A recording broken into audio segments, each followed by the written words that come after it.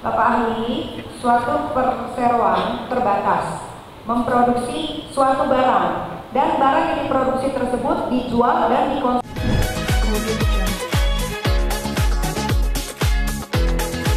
Pendidikan khusus bukan seminar bahkan saya pernah menjadi pembicara di Kuala Lumpur tentang yang beragama Islam, silakan untuk berdiri.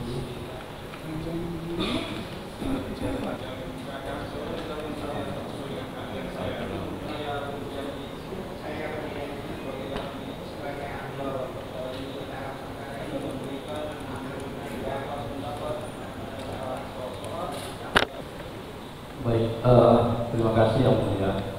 Sebelum saya menyampaikan ini, saya menyampaikan kepada majelis juga. Pertama, terima kasih kemarin sudah memberikan masukan nanti kepada kami yang pertama.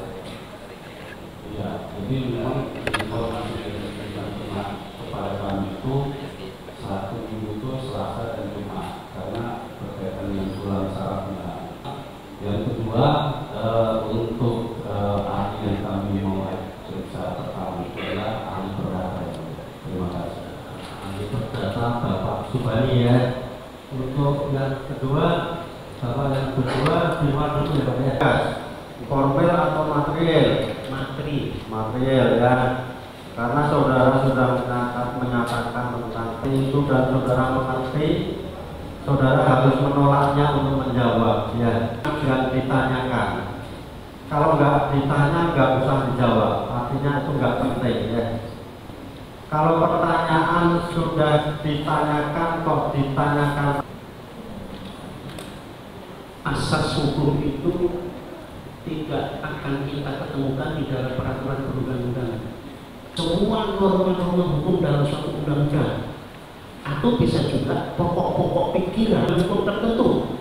Misalnya, walaupun bukan bidang keahlian saya, misalnya asas presumption of innocence itu hanya berlaku dalam hukum pidana. Ya. Instruction itu juga ada dianggap sah sampai dinyatakan ada pembatalan. Jadi kalau tidak ada pembatalan dia tetap sah. Itu asas hukum di bidang hukum tata usaha negara. Kalau di bidang hukum perdata contohnya misalnya fakta unsur Merupakan pokok ya dari pikiran yang melatar belakangi atau menjiwai ketentuan-ketentuan hukum atau norma-norma hukum di dalam suatu undang-undang.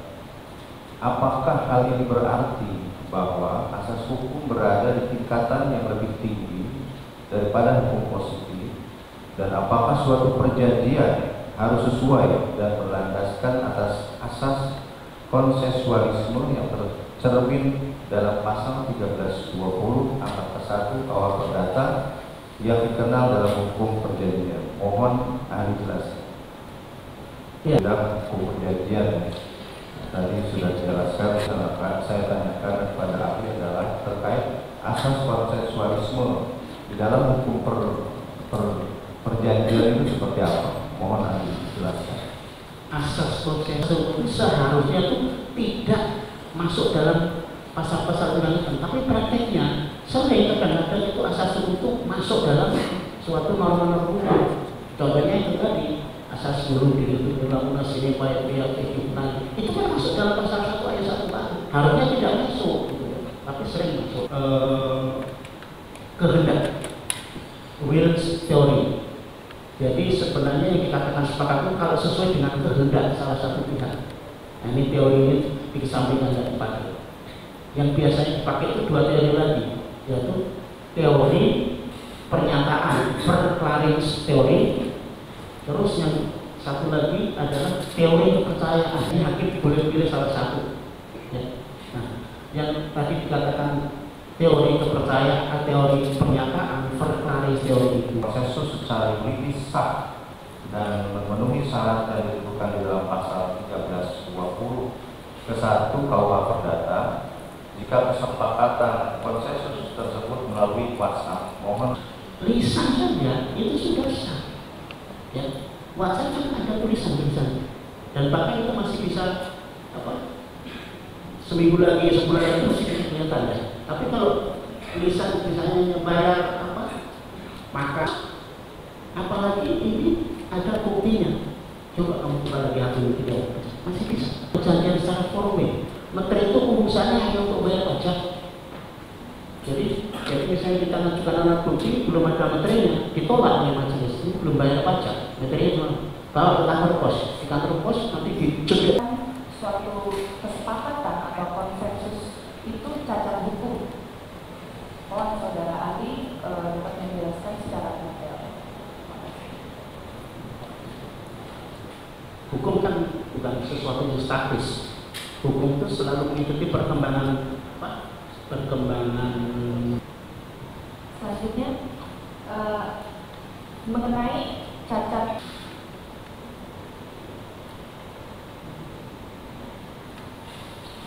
kehendak atau cacat kesepakatan tadi ahli jelaskan karena faktor kalau di dalam perjanjian itu bisa orang karena masih di bawah umur atau di bawah kekhilafan ya, terus atau dipaksaan. Kalau itu masalahnya paksaan, itu dia jadi saya lanjutkan nanti. Mohon saudara ahli menjelaskan tentang perbedaan antara gugatan perdata atas alasan luar prestasi. cicitnya gitu. Nah, hukum Roma itu ternyata mengenal antara hak keberdaan dan hak perorangan. Pius and Rem. Seseorang yang melaporkan tersebut dapat juga memberikan laporan atau keterangan palsu. Yang kedua, apakah seseorang tersebut telah melakukan penyalahgunaan hak sebagai warga negara yang melaporkan atau penyalahgunaan hak atau ketentuan yang disebutkan di dalam melaporkan Badan hukum yaitu reh perso. Hanya saja di sini memang ada bedanya. Penunjuk kuasanya, tapi bukan sendiri, atas nama sendiri. Berbeda kalau badan hukum, misalnya restoran terbatas, atau yayasan, atau koperasi dan sebagainya, atau BUMN. Dan kita temukan di dalam peraturan perundang-undangan. Ada memang diberikan biasanya itu di pasal 1 tentang ketentuan umum, kalau misalnya undang-undang tentang perseroan terbatas, nanti disebutkan, disebut badan hukum, tapi badan hukum itu apa? Enggak disebutkan. Operasi disebut badan hukum, tapi apa dia? Enggak ada penjabarannya. Pertama, saya terima kasih ahli ya, cukup komprehensif dengan pertanyaan dan jawaban. Saya mau tanya begini, saudara ahli ya. Saya tertarik tadi soal ada 3 lapisan hukum. Tadi ada 3. Yang pertama itu tatanan ada 3, yang paling bawah adalah dogmatik, benar ya.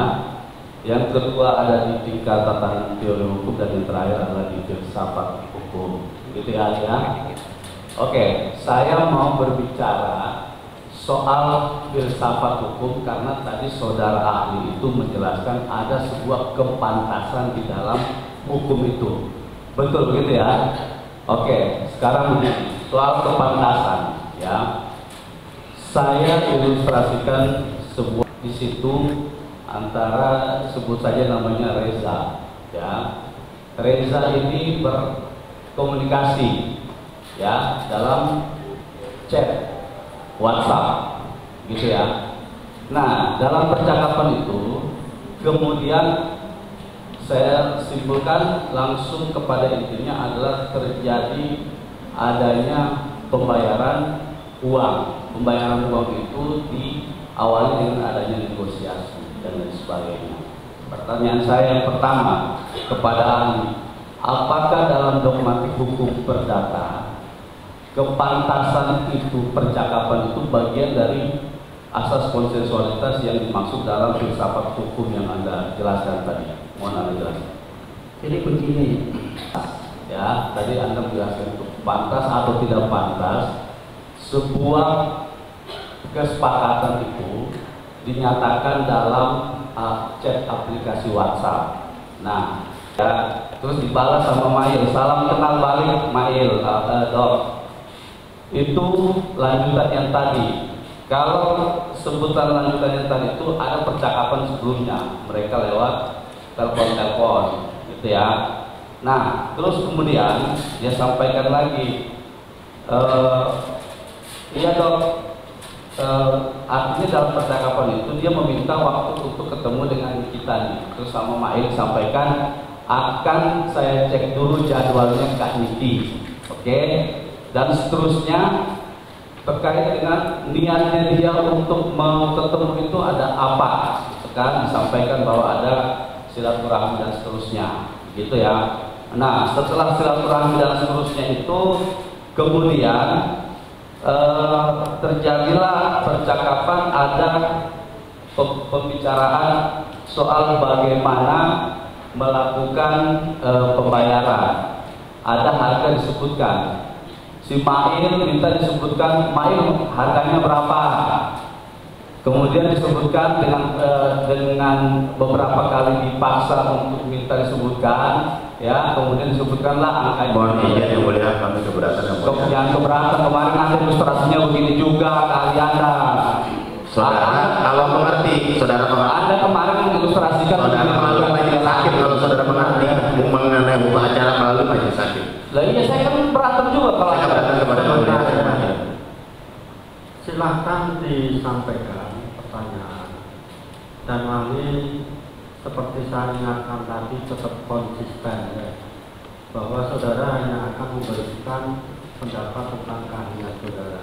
Disebutkan bahwa dari 5 ke berapa jadi 4 gitu kan. Setelah itu 4 deal. Oke, dalam konteks itu pembayaran dilakukan, ya. Pembayaran dilakukan setelah adanya permintaan dari ini uangnya mau dikemanakan dan seterusnya, selesai, klop di situ. Kemudian setelah pembayaran, setelah negosiasi, setelah pembayaran ditutup dengan adanya percakapan atau WhatsApp dari Reza, 1 tahun nanti bilangin aku lagi Mail, ya kan, ngerti. Nah, dalam konteks yang demikian, tadi kan soal teori pernyataan sama kepercayaan untuk menentukan apakah kesepakatan ini memenuhi unsur pasal 1320 begitu ya ahli ya. Nah, dari ilustrasi yang saya gambarkan tadi, menurut pendapat ahli ya, dalam konteks yang demikian adanya percakapan dari awal minta kenal, perkenalan, minta ditemukan, minta harga berapa dan disepakati pembayarannya. Menurut pendapat ahli sebagai ahli pendapat, apakah bagian dari ilustrasi yang saya sampaikan tadi itu berkenaan dengan teori yang Anda sampaikan tadi itu masuk dalam kesepakatan atau bukan? Mohon dijelaskan. Kalau tadi katakan ya sampai ada deal sampai angka 4 gitu ya, terus akhirnya sudah dilakukan pembayaran. Sudah dilakukan pembayaran? Sudah. Itu sih bukan sepakat lagi. Sudah direalisasikan. Jadi bukan baru sepakat, tapi sudah diwujudkan. Jadi nggak mungkin orang mewujudkan kalau nggak sepakat ya. Jadi sepakat dulu, karena dia punya free will ya, punya kehendak yang bebas. Kehendak yang dia punya free will untuk menentukan. Terus dan itu juga lihat status sosialnya, apakah dia itu seorang yang berpendidikan atau tidak. Status sosialnya mengenai kepentasan tadi misalnya, apakah uang misalnya bagi Pak kan ahli ini tidak pernah mengetahui tentang bukti-bukti dalam perkara ini. Betul yang mulia. Ya makanya kami saat diberikan kami sudah berikan dokumen yang mulia. Kita berikan juga dokumen yang dari jaksa ini kepada ahli. Jadi jangan dibilang tidak mengetahui juga, kami juga memberikan ini kepada ahli. Tanya dulu, ahli tahu nggak dokumen-dokumen tentang perkara ini? Iya, tapi tidak secara tidak betul seperti itu. Tidak sampai detail gitu hanya. Iya, kan versinya kita.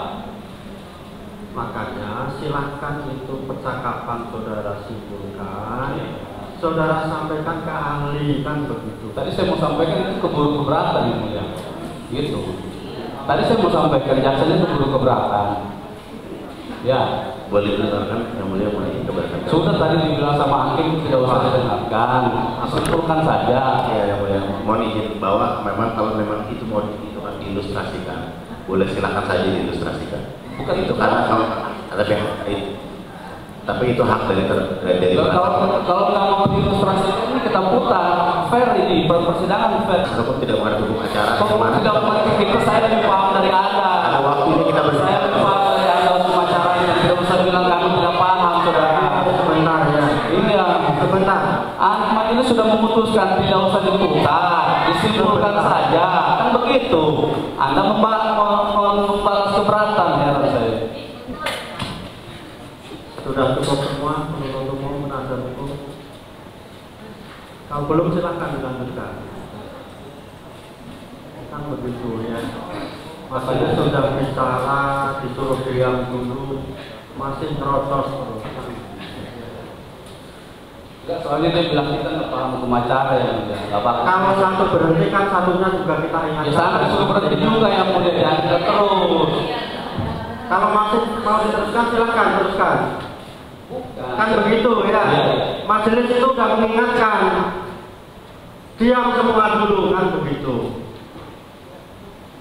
Jangan hal yang jelek diikuti, nyerocos, yang satu nyerocos ikut nyerocos kan begitu.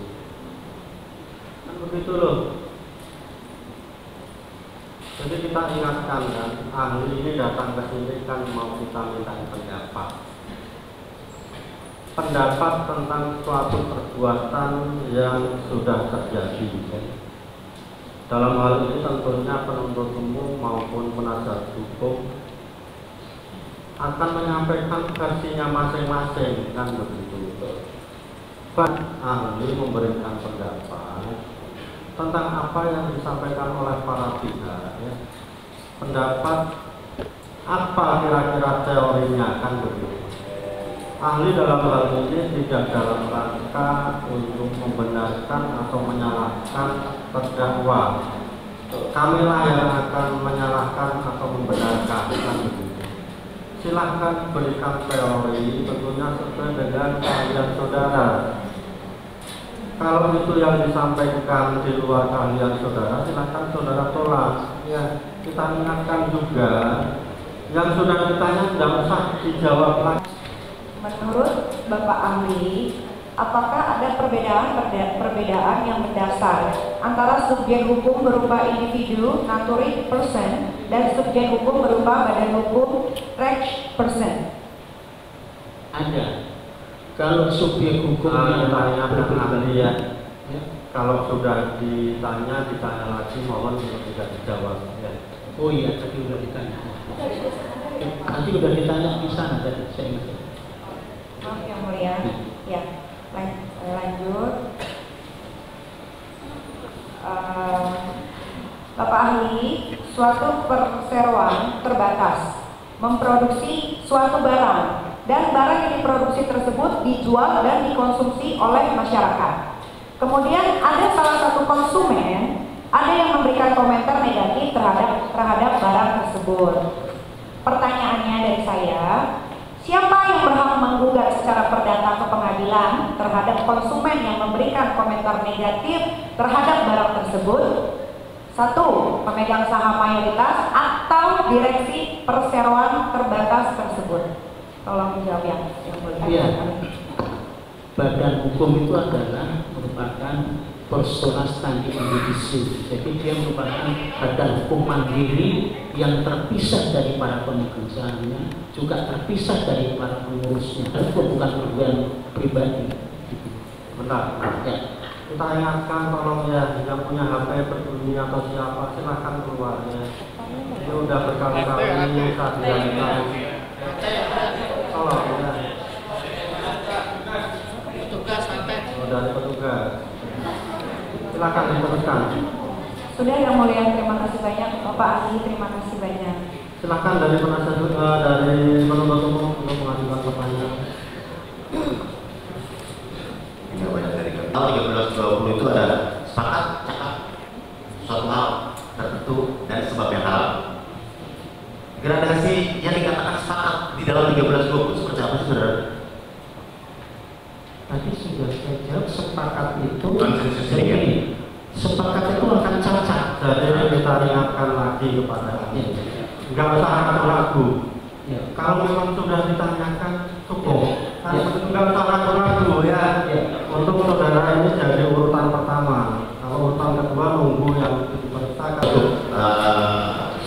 perjanjian sebagaimana 1310. Apabila ada ancaman dalam melakukan kesepakatan tersebut. Tadi coba sudah saya jelaskan sudah sampai jelas tadi.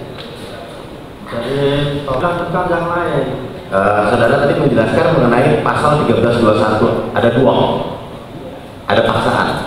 Nah, contoh-contoh paksaan di dalam pasal 1321 itu seperti apa aja sih? Paksaan itu misalnya di sini mau tanda tangan, kalau kamu nggak tanda Kata yang mulia, karena saya tidak pernah mereview yang jelek-jelek dari lagi. Kan ilustrasi. Ilustrasinya di situ dulu. Keberatan, saya tidak pernah mereview yang gratis yang jelek-jelek. Kapan saya mereview? Tolong terdakwa kalau protes lewat saya ya, jangan teriak seperti itu ya. Pertanyaannya itu dulu. Jadi silakan diteruskan, nanti ahli yang akan menjawab. Silakan diteruskan penuntut umum.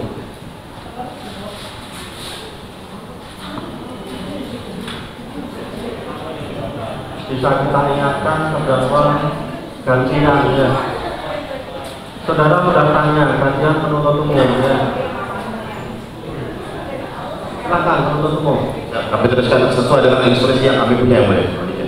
Nah, apabila ada suatu review yang kurang baik itu secara personal, pribadi maupun secara produk dari si orang yang menjual satu produk. Nah, kemudian ada kesepakatan. Ini ada kesepakatan antara si public figure ini sama orang, bisa dibilang temannya atau rekannya, dan juga ada pihak lain, dokter juga, yang mereka berdua ini antara si rekan ini bersama dengan dokter yang lain ini bersama dengan korban, berbicara terus dengan korban. Itulah, kalau misalkan tidak ditransfer hari ini, maka akan speak up. Speak upnya apa? Speak upnya itu menjelek-jelekan produk dan menjelek-jelekan. Silakan yang mulia. Reviewnya itu tentang waria tubles. Baca di BAP ada. Saya tidak pernah mereview produk. Terdakwa kita ingatkan ya. Kita ingatkan ya. Silahkan diteruskan. Nah, jadi seperti itu. Nah, dia akan speak up. Pengertian dari ini saksi yang sudah kita periksa sebelumnya. Speak up ini adalah speak up untuk supaya tidak mereview jelek lagi produk itu. Sehingga atas perbuatan tersebut, rekan si korban ini meminta sejumlah uang 5 miliar atas kesepakatan dari si public figure ini yang menyuruh ini, public figure dengan si yang disuruh ini. Setelah itu ditawar, ya udah saya mempunyai 4 miliar. Nah, apakah kesepakatan tersebut kalau dia tidak dibayar saat itu, dia akan speak up. Seorang public figure ini akan speak up untuk menjelekkan lagi. Nah, apakah itu bisa dikatakan suatu dong yang seperti paksaan seperti dong seperti pasal 1321? Kalau tidak terjadi ini, maka ada tindakan lain yang dilakukan oleh si salah satu pihak. Apakah bisa dikatakan seperti itu? Ya, kita santai aja ya. Jadi begini, tadi sebenarnya sudah saya jawab bahwa ancaman tadi yang diancamkan itu harus perbuatan yang on matter. Jadi kalau misalnya seseorang punya produk, produk saya sudah terdaftar di Badan POM, berarti kan sudah matter. Jadi itu bukan ancaman. Perdatanya, ya. ahli perdata. Saya tambahkan. Masalah saya cuma saya tambahkan ya. Hanya masalah dong. Apakah sebentar? Biar dijawab dulu. Ya. Saya tambahkan. Seandainya dia punya free will, punya kemauan bebas. Ya. Apalagi misalnya orang yang intelek, itu dia punya kemauan bebas, punya free will untuk menentukan mau mengikuti atau tidak. Itu bebas dia. Ya. Jadi dia kalau misalnya ternyata misalnya saya tadi atau boleh ahli menerangkan mengenai itikat baik dari sebelum dilaksanakan sebuah perjanjian itu? Kalau berbicara tentang pelaksanaan perjanjian, ya apa itu through ya, itu berbeda dengan relative, dengan kepantasan. Kalau kepantasan itu sifatnya objektif, kalau itikat baik itu masih karena belum melaksanakan, masih orang mengadakan perjanjian tanda tangan dengan majelis hakim. apakah ini pantas atau tidak, pasal 1338 ayat 3 ya. Nah, itu kewenangan hakim yang menentukan. Ya. Baik, apakah ahli mengetahui mengenai pasal 3 Perma dari Perma nomor 1 tahun 1956 pasal pengadilan perdata dengan peradilan pidana yang di dalamnya berbunyi pengadilan dalam memeriksa perkara pidana tidak terikat oleh suatu putusan pengadilan dalam pemeriksaan perdata tentang ada atau tidaknya suatu hal perdata. Yang mulia, keberatan itu soal perdata formil, itu kan materialnya. Sebentar, yang ahli jawab dulu. Ya, kami Terima kasih. Pertama yang saya mau sampaikan kepada pertanyaan saya kepada ahli, Anda ahli bahasa linguistik forensik, betul? Iya betul. Jadi linguistik bahasa forensik itu coba dijelaskan maknanya seperti apa? Ada kalimat yang mengatakan abu-abu, misalkan seperti ini. Tapi pada kenyataannya ada salah satu orang itu memang kenyataannya seperti itu. Saya mau dijelaskan, misalkan makna daripada abu-abu itu seperti apa? Abu-abu itu dalam bahasa Indonesia maknanya banyak. Abu itu satu warna. Kalau soal warna, penggunaan kata abu-abu itu melemahkan makna kata abu. Ya, pengulangan itu melemahkan makna kata abu itu sendiri. Jadi apa namanya, ibunya berurusan dan lain sebagainya. Terus dikatakan sama seseorang bahwa itu sebenarnya seperti itu, begeng, urus, berurusan, tapi pada kenyataannya orang tersebut adalah seperti itu. Apakah itu masuk ke dalam bahasa Indonesia ya, sebuah pencemaran? Bagaimana menurut Anda? ya, konteks kalimatnya ya. Di sini konteks kalimatnya. Apakah tujuannya itu, tujuan si pembicara mengatakan itu sesuatu untuk menghina atau hanya menyampaikan fakta? Yang banyak tadi dijelaskan oleh rekan saya, termasuk dari beberapa yang Soal Dr. Eza, karena dekat sama warga Kudus. Kalau menurut pandangan ahli, kalimat ini bermakna apa? Ya, dia Apakah bisa dimaknai ketika Dr. Reza itu dekat dengan warga Kudus itu adalah sesuatu yang buruk atau yang biasa saja sebenarnya? Saya tidak bisa menjawab itu. Baik, langsung antara kita dengan Dr. Reza Gladys. Dalam hal ini kan Mail dengan Dr. Reza Gladys ya, yang saksi lihat itu tanpa komunikasi langsung.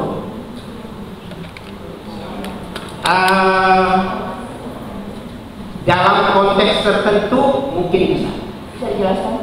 Ya, misalnya Bapak Andi, saya mau bertanya, Bapak Andi ahli bahasa kan? Iya, betul. Bedanya treatment dengan produk itu tahu nggak Bapak Andi? Bisa dijelaskan?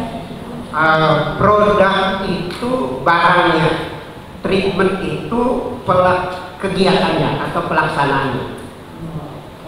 Dari makna bahasa ya? Ya. Ya. Oke. Pertanyaan selanjutnya.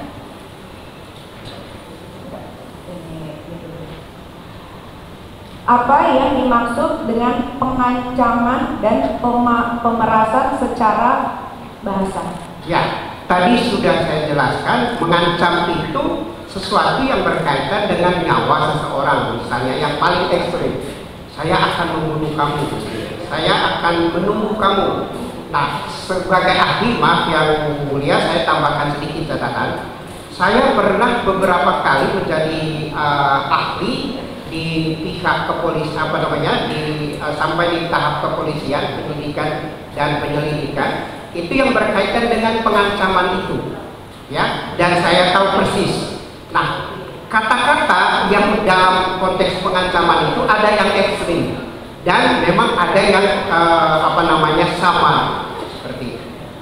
Kalau pemerasan itu kan tadi pengancaman Pak. Ya. Pemerasan? Pemerasan adalah sesuatu yang orang mau mendapat untung ya dari orang lain ya yang bukan haknya.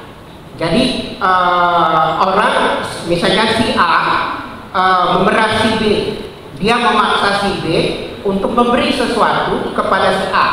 Itu ada paksaan di situ dalam pemerasan. Oh, berarti harus ada paksaan ya? Ada paksaan. Oke, terima kasih. Selanjutnya, Pak Ahli, dalam chat instant message selanjutnya, Ismail Marzuki menjanjikan saya, Nikita Mirzani, tidak akan mengungkapkan ke publik masalah produk RG, si Reza ini. Lalu Maknil menegaskan, Maknil jamin dia nggak akan keluar dari mulutnya nama Dr. Reza. Lalu Maknil jamin mulut Niki kekunci. Jaminan itu berkaitan dengan negosiasi alias tawaran, biaya jaminan dari Maknil. Reza membuka negosiasi dengan kalimat, aku lagi diskusi sama suami ya, tapi kalau bisa, yang tadi aku bilang sama Maknil nimpalin secara lugas, mau nego berapa dong pertanyaannya. Nah, pertanyaannya, bagaimana menurut pendapat ahli dari segi tata bahasa Indonesia melihat adanya rangkaian percakapan ini, apakah hal demikian bermakna sebagai sebuah ancaman atau percakapan itu bermakna sebagai sebuah adanya proses negosiasi? Terima kasih. Tadi dari awal sudah saya tegaskan bahwa percakapan dari tanggal 13, 14, 15 itu terutama pada tanggal 14 itu merupakan sebuah negosiasi. Tawar-menawar, ada kata-kata kunci di situ. Berapa? Ya, lalu ada menyebut angka 4, ya. Tawar-menawar di antara dua pihak. Seseorang akan membayar uang, yang lain akan menjamin tindakan apa yang akan dilakukan. Jadi dua-duanya saling menguntungkan dalam proses negosiasi. Ya, pertanyaan terakhir dari saya. Berarti ada kalimat aman dong, itu bukan aman dong, berarti itu bukan sebuah ancaman atau sama sekali. Terima kasih Bapak Ahli, terima kasih yang mulia. Dari penuntut umum, silakan. Ismail. Tapi ada dibaca tapi nggak semuanya. Ya. Oke. Saya mau nanya dulu kepada Ahli ya. Dalam teori linguistik, forensik linguistik. Ya. Disebut heteroglos itu apa, dan yang disebut monoglos itu apa sih? Ya, gloss itu bahasa, ya. Bisa juga gloss itu kata. Heteroglos itu banyak. Kalau monoglos itu satu.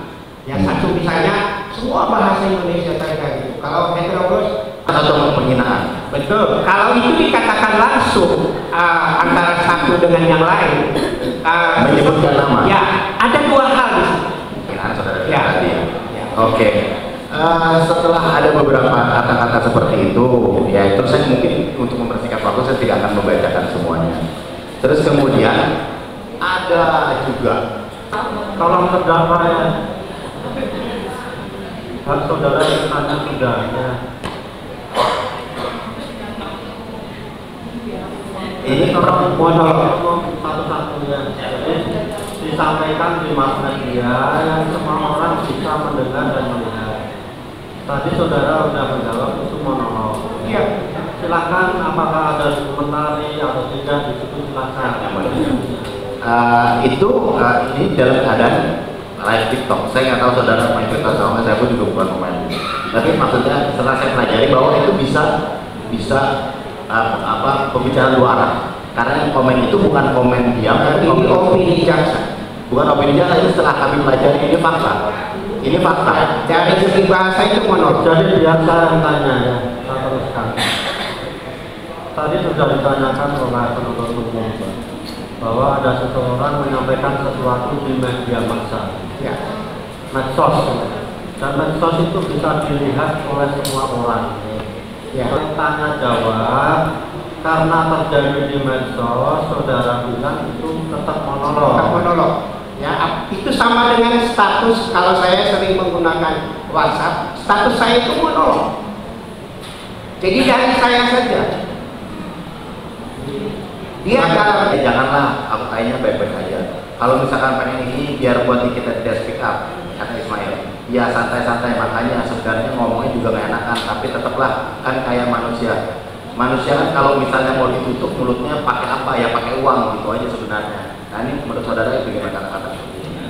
Jadi Itu negosiasi kan ini kita mau speak up, tapi kata-katanya bilang. Iya, kesimpulannya, tetapi kesimpulan itu kan itu bagian dari penawaran. Bukan maksud Maksud saya begini, kata-kata kalimat yang tadi ditutup mulutnya Nikita pakai uang, itu kata-kata, maka dia tidak akan speak up. Ada nggak kalimat itu? Itu kan itu kesimpulan Anda, kesimpulan saya. Bukan.